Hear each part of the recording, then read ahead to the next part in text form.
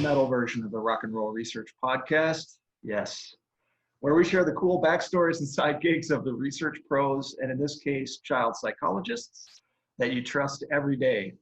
I have been thinking about this interview all day long, actually for the past several days. I'm so excited it's finally come. I'm really thrilled to welcome Damion Smith to this week's episode. How you doing, Damion? Great, how you doing? I'm doing great. Thanks for joining us. Really appreciate it. You know, many market researchers have psychology backgrounds, but for whatever reason, they don't pursue a career as a psychology practitioner. But that's exactly what Damion has done as a lead psychologist with the St. Paul Public Schools and as a newly minted president-elect of the Minnesota School Psychologist Association. But that's not all there is about Damion. Damion is also the shredding bass player for one of my all-time thrash metal bands, Semtex. They have a CD out on Twin Town Tyrant Records right here. It's called Concentrated Execution. I'll link to it in the notes when I post this, but I can vouch for this. This is so metal. It's so awesome. It will melt your face off. It's one of my favorite thrash metal records ever. So I'm so excited to welcome you to the program, Damion. Thank you very much. All right, so tell us. Let's start here. Tell us about your career in psychology. How did you choose that? How did you get started, and a little bit about how it's taken you to where you are today? Well, becoming a psychologist started in high school. I was skinny, 125-pound kid who listened to metal and Me too. and was bullied mercilessly for it. And I went to the counselor one day to I want to just go to school and not have to deal with this kind of stuff. And her answer was, well, why don't you just be like everybody else? And I walked out of her office knowing I could do her job better than she can. So I went to psychology. From there, I went to University of Dayton for my undergrad. Mm-hmm. Got a job working at the Children's Treatment Center for a year. And I worked for a couple of years in a group home for mentally handicapped adults. Mm-hmm. Then I went to graduate school for clinical psychology. Then I got burned out on psychology and waited tables for about 5 years. And then I went back to school psychology, finished up my degrees there, started working for Dayton Public Schools. Then there was the governor of Ohio broke the backs of the public unions, and so they cut a third of my department. Oh, wow. At the end of the school year, so there were almost zero jobs in the state of Ohio. Mm-hmm. So I got a job in St. Paul, moved up here. Cool. 2 years after getting that job, I was promoted to lead psychologist. Mm-hmm. And I've been lead psychologist. This is my 8th year as lead psychologist. And I joined the Minnesota School Psychologists Association board last summer and was elected president-elect about a month ago. Fantastic. Super cool. I suppose it's a really interesting and unique time to be a school psychologist with COVID and distance learning. I'm sure you're extremely busy nowadays. Very. Yeah, and a lot of Zoom calls also, I'm sure. Yeah, I actually have special glasses that I wear sometimes so I don't have so much fatigue after it. Right. Cool. All right, so let's hear it. Let's talk about Semtex, right? So I have to say, as good as this record is, you guys are even better live. And somehow you connected with some of my old friends, you know, one of my best friends in the world for the last 35 years, Josh Kellerman. How did you start playing bass, and how did you connect with these Semtex guys? I started playing bass. It's kind of a funny story. I didn't have anything to do. I got bored. This is pretty much how everything in my life. I got bored, and I had a guitar, didn't know how to play it, and there's a video game called Rocksmith. So I was learning how to play guitar. And I was at the pawn shop one day and picked up a bass that was, I think, $99. And took it home and just fell in love with it. This was 5.5 years ago. Oh, wow. You play like you've been playing a lot longer. Yeah, 5.5 years ago, a year and a half after that, I got auditioned for this band called Obscaffa and was in that band for about a year. Okay. And then some white power shenanigans happened. Oh boy. And I quit. And so it was a week later that Rob Esperson, who was in Semtex at the time, sent me a Facebook message saying that Semtex is looking for a bassist. I'd never met anybody in the band except for Rob. Down there, I mean, I learned a couple songs, went down there, auditioned, and here I am 3 years later. Awesome. So what do you like better? Do you like recording in the studio or playing live? Playing live. Yeah. Recording in the studio, I mean, you get to the point where you don't like your songs anymore because you're singing them over and over again. Yeah. You're making stupid mistakes dumb mistakes that I don't make at practice or on stage, I will make in the studio. Right. So, but yeah, now I like the idea of having an album. Yep. That feels of course. Great. But being on stage is where it's at. That's the fun right there for me. Yeah, so it must have driven you crazy. I mean, with the pandemic and everything. I think you guys actually played a show recently. Again, is that right? We have two shows recently. We had one in South Dakota. I mean, there's plenty of room because there's not a whole lot of stuff in South Dakota. And then we played about a week ago at this farm. It was like massive amounts of room. So I mean, those are the reasons that I agreed to both those shows because I have children. I don't want to get sick. Right. If there's a show I can play and I can still keep my distance from people, I'm great. The only people who are outside my home that I spend any time close to are my bandmates. So right. Yeah, cool. And I think I heard that you are going into the studio soon to record another record. Is that right? We will be. We're still finishing up our songs. We have I think we have 6 written, and we looking at 2 or 3 more before you hit the studio. Okay. And fantastic.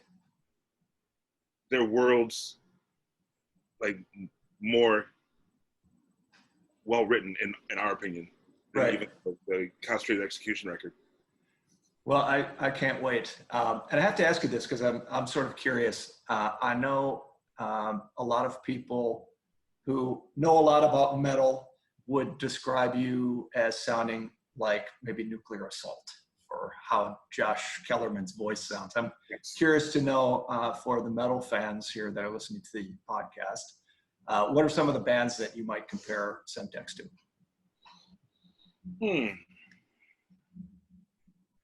I know I'm going off script here, so. Right. Well, I'm trying to think. Well, I think each of us brings a different style to the whole band experience.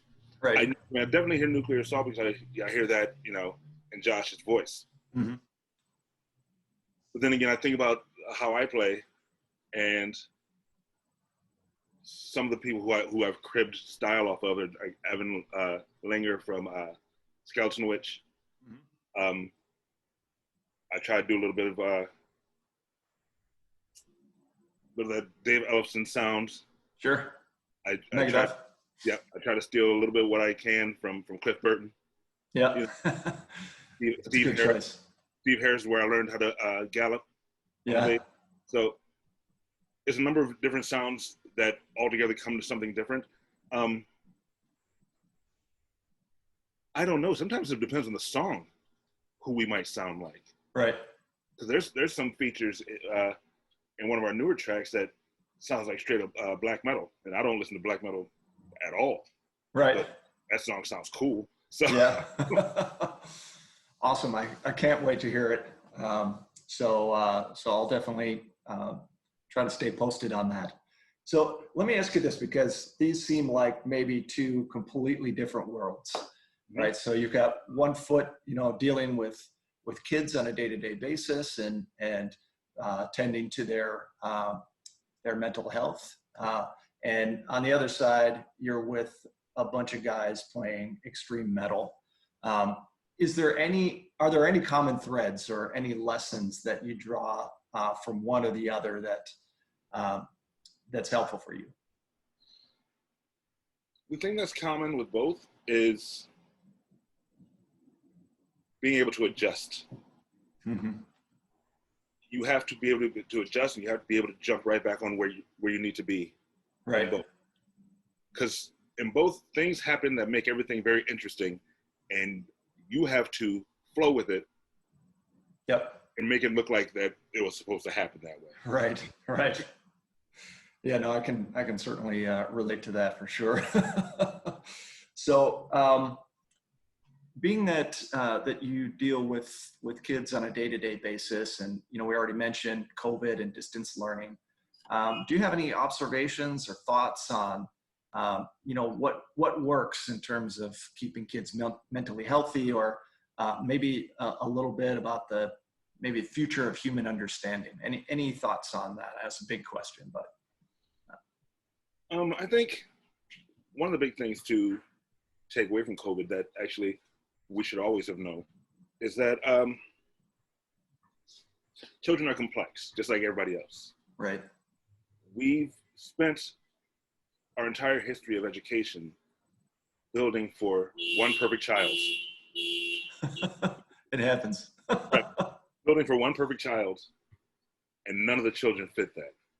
Right. Right. It's more stark when you get into distance learning. Right. None of this is natural, that what we've been doing. Mm-hmm.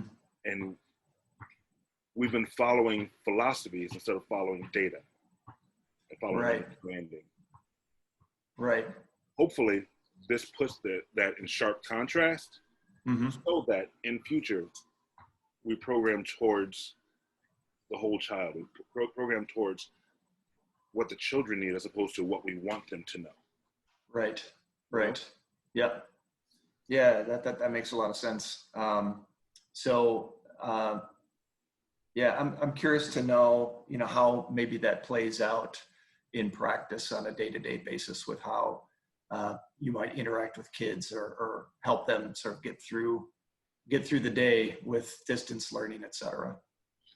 Well, I mean, teachers are doing the most. Mm-hmm. They're their primary contact. Mm-hmm. It's having them understand that that each of the children are different. Mm-hmm. And being malleable in that way, using different techniques for different kids, maybe grouping some kids together that have a similar learning style, if you will.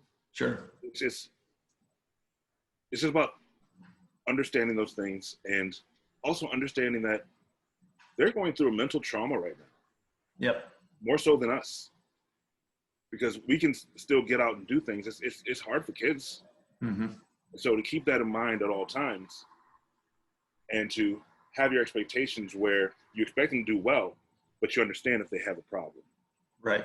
You try to help them work through that, because while while they still have that problem, nothing else is going to happen. Right. Yep. No, that makes a lot of sense. Cool. So let me switch gears a little bit. This is a podcast, of course. Curious to know if there are other podcasts or other media that you follow for drawing inspiration from, or just simply enjoy, that you might want to share. My favorite podcast. I mean, there's two podcasts that I listen to. Mm-hmm. One that I listen to more regularly than the other.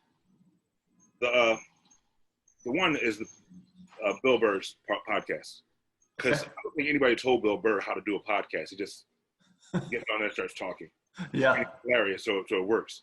The one that I love, the one that has me crying when I'm listening to it, I'm laughing so hard, mm-hmm. is called The Read. The Read, R-E-A-D. Yep. Okay. It is so funny. I mean, I used to try to listen to it while I'm at the gym, but I'm cracking up. And so I'm about to drop weights in my face. It is so funny. What's the premise, just out of curiosity? It's all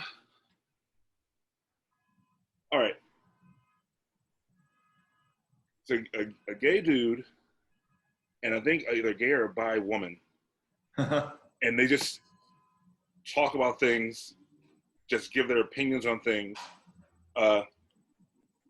There's listener letters that come in where the listeners have just these insane questions that they're supposed to try to answer. I mean, half the answers are, bitch, leave him. You know? But yeah, it's crazy and it's just hilarious. Cool. I'll have to give it a listen at the gym tomorrow myself. Awesome. Okay, so the all-important question, of course, and I have been waiting on pins and needles to hear the answer to this. So I always finish with this question about the desert island disc. You're stranded on a desert island. You have 3 records at your disposal of your choice for the end of your days. What are they? Faith No More, Angel Dust. Okay. Kendrick Lamar, To Pimp a Butterfly. Excellent. Ride the Lightning, Metallica. Oh, yes. Yes. I knew it was coming. Awesome. Very cool. Hey, I really appreciate your time today, Damion. Is there anything I didn't cover or ask that you'd like to share? I spent 8 seasons as a professional dancer and choreographer. Oh, that's right. Okay. Let's quick amendment here. So tell us about that experience. Well, I'll tell you how I got into dance in the first place. I was 20 years old. I was in a play in college. It was a little black box play. We were doing Midsummer Night's Dream, and one of the fairies in that was this gorgeous woman. She was gorgeous, and she kept talking about how she has to audition for dance ensembles. I was like, well, I need to audition for dance ensemble. And I went there, and I got selected for a couple of the different ballets. Never ended up with that girl. Never even talked to her again. Stayed with dance. Fell in love with dance.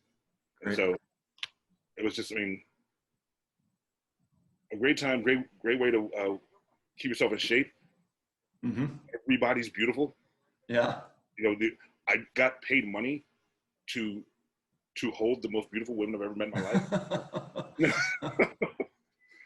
It was a dream. And then, with that, as I got better as a dancer, I started to write choreography. And I always tended to write, for the most part, not every time, but my most lauded ballets were always set to metal. That's awesome. The big one, the one that put me on the scene was a piece called Army of One, set to One by Metallica. Cool. And then there was the big one, the one where people were coming up to the shows. Says, did you write that? And giving me a hug and things like that. It's called "Lead Me Not But Deliver Me," and it's set to the song "Writin' 2" by Tool and "Woodpecker from Mars" by Faith No More. Cool. I love that piece. Very cool. But most of my pieces are set to metal or hard rock. I have a couple jazz. I did choreograph the entire show for the Dayton Gay Men's Chorus when they needed a choreographer, and I needed $500. And so made some great friends doing that one. That was the last bit of choreography before I moved to Minnesota and haven't set any new ballet since. Well, I got to tell you, Damion, you have one of the most interesting and varied backgrounds of anybody I know. You've got ballet and choreography and psychology and, of course, metal. It's just so cool. So well, I get bored. You get bored. That's whatever works, right? If that leads you into some really cool spaces, then boredom is a good thing. So cool. Excellent. Well, so thankful for your time, Damion. Really looking forward to the next record coming out. Can't wait. Make it fast, get it out there. And yeah, thanks so much, and rock and roll, man.